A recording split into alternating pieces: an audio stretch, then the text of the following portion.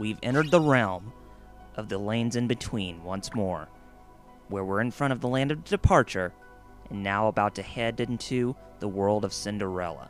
Hey everybody, this is Double RPG, and welcome to another episode of Double RPG's Let's Plays, where we're talking about Kingdom Hearts Birth by Sleep on the PSP. And as I just said, we're going into the world of Cinderella, which is Enchanted Dominion, and we are entering the world right now, and as you can see, the world, it looks very lovely. It almost completely matches what the movie Cinderella represented in terms of the settings of everything, and what is going on right now? Oh, strong cataclysm about to occur. Oh no, it is just Terra coming out of nowhere in his armor and just getting back into his regular getup.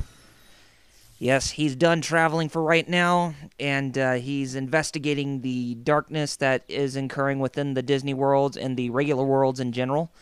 And he's just staring out there at an open lake, and we are now introduced to the Unversed. The ones the Master mentioned. These are the Unversed.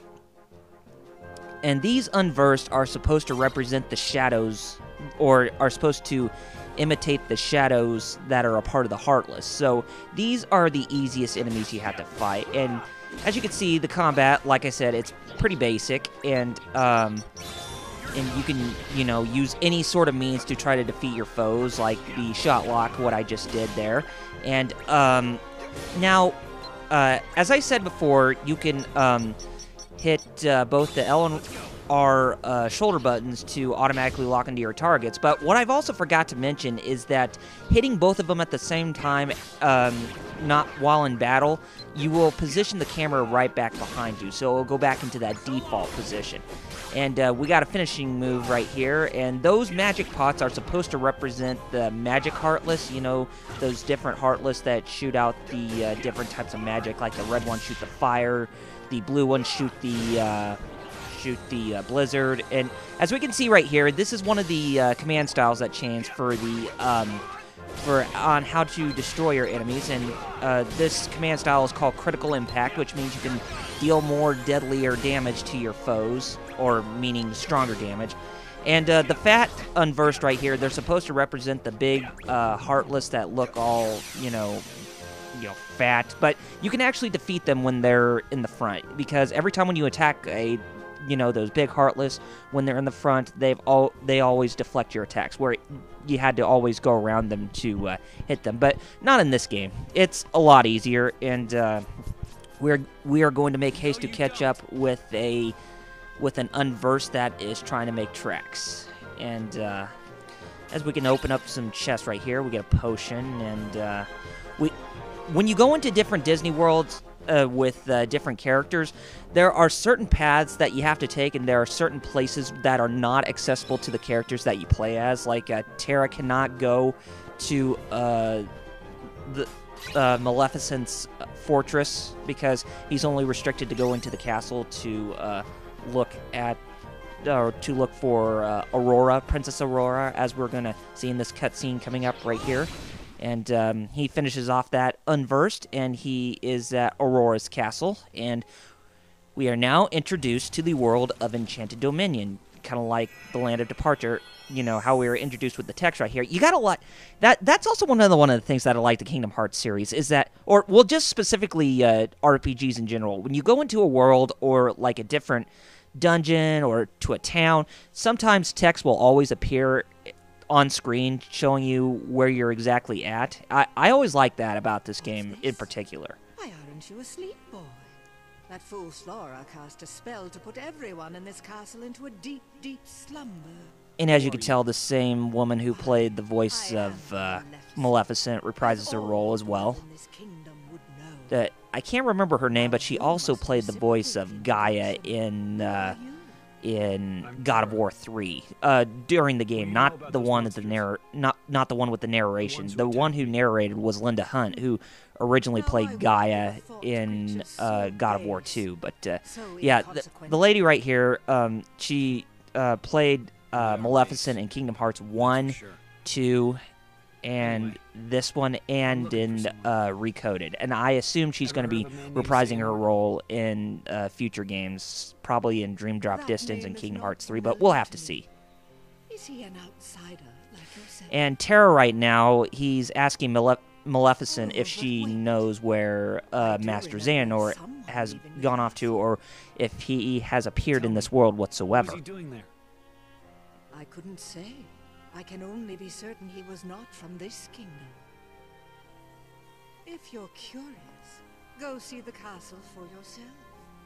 There, the entrance is. And this is one of the problems that Terra is going to be, you know, going through with the whole game, is that he's going to be associating himself more with the Disney villains rather than just, you know, than just trying to help those that are in need because of the unversed that are going around.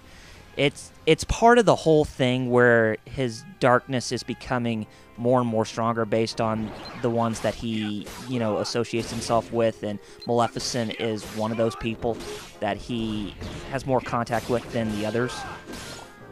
And as you can see, we're now finding some more unversed, and those right there are supposed to represent the soldiers of the Heartless. These are the soldiers type for the unversed. And yeah, so not much is to going with the battle system in the game. I mean, it does go back to basics with Kingdom Hearts 1 and 2, and these guys right here, I'm not exactly certain what they're supposed to represent of the Heartless, or are supposed to act like as their Heartless counterparts. But yeah, we're in the critical impact mode again, and every time when you use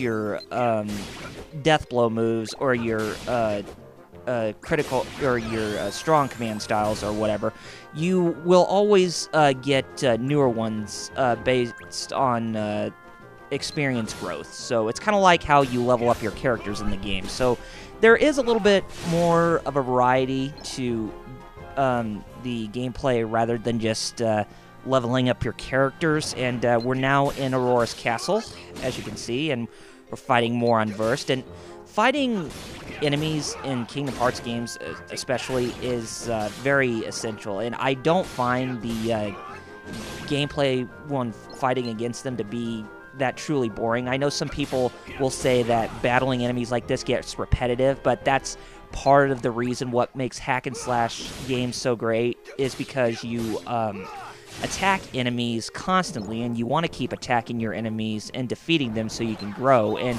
that's, I mean, it's very quintessential with God of War, Devil May Cry, Bayonetta, and just about anything.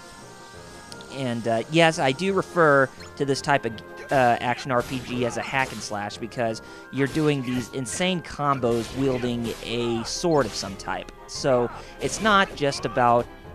as we can see right here, we're using the... this is the D-Links right here, what I forgot to mention. And as you can see from that Wayfinder star that we collected from the Unversed there, that actually levels up the person that you D-Link with. And we're D-Linking with Ventus right now, and that gained us the ability of Haste. And we're attacking our enemies a lot faster, and we do have newer commands in our command deck that we can use. And he is probably one of the best people to use the use a D-Link with, especially when you fight against the bosses, like the one that we're about to fight in this castle, or the ones that we're about to fight later on down the road. But as you can see, the bar above Terra, that is what controls the D-Link, how much of a time limit they have before they are gone.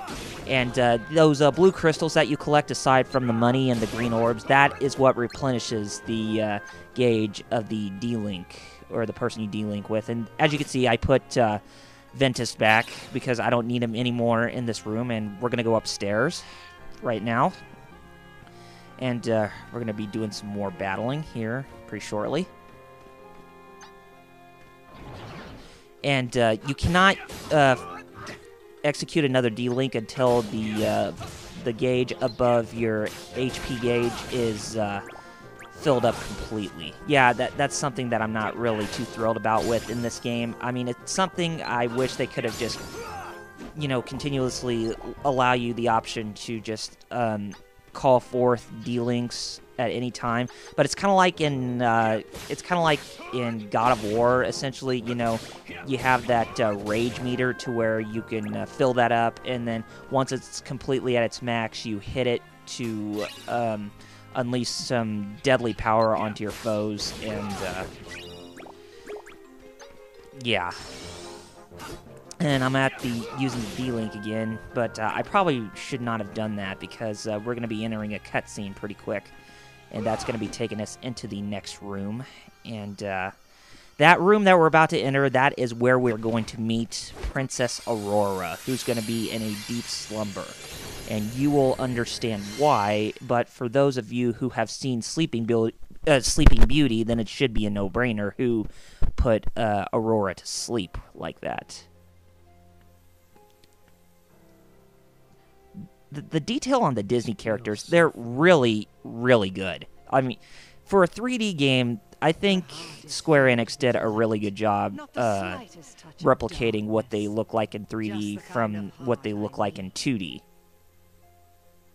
For what? Imagine with me the most glorious of futures. 7 of the purest hearts, each overflowing with light. When brought together, they grant the power to rule all worlds. What do you mean? Why, that key you hold. The Keyblade, is it called? Where did you learn that name? That trinket is the only way to obtain the hearts. That little thing that she was telling Terra, that tells about needing the hearts of the 7 princesses of light, kind of like what Ansem needed in the first Kingdom Hearts. So that's exactly what she's telling you right here, just as a way to refresh your memory in case if you didn't, you know, if you have forgotten about that. And as we're going to see right now, Maleficent is going to pull some strings on Terra What you're talking about?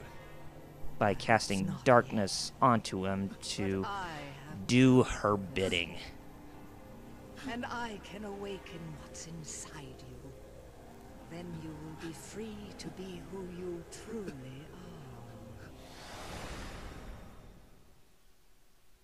Remember. And then you get a little pep talk from Master Ericus about trying to control the darkness within your heart, which it's not going to be easy because Terra is already going to be overtaken to do Maleficent's bid right here to get Aurora's heart. And, yeah, it's too strong. And you take a... Oh, he kind of looks like Ventus without the pupils in his eyes. And, yeah, looks like this is a really bad move of what's going on with Terra. But I think right now we're going to go ahead and we're going to end things off with this episode. So next time on Double RPG's Let's Plays with Kingdom Hearts Birth by Sleep, we're going to be finishing up this cutscene, and then we're going to fight this world's boss, and then we're probably going to get on to the next world. So anyway, guys, take care of yourselves, and I'll catch you next time. Later, gamers.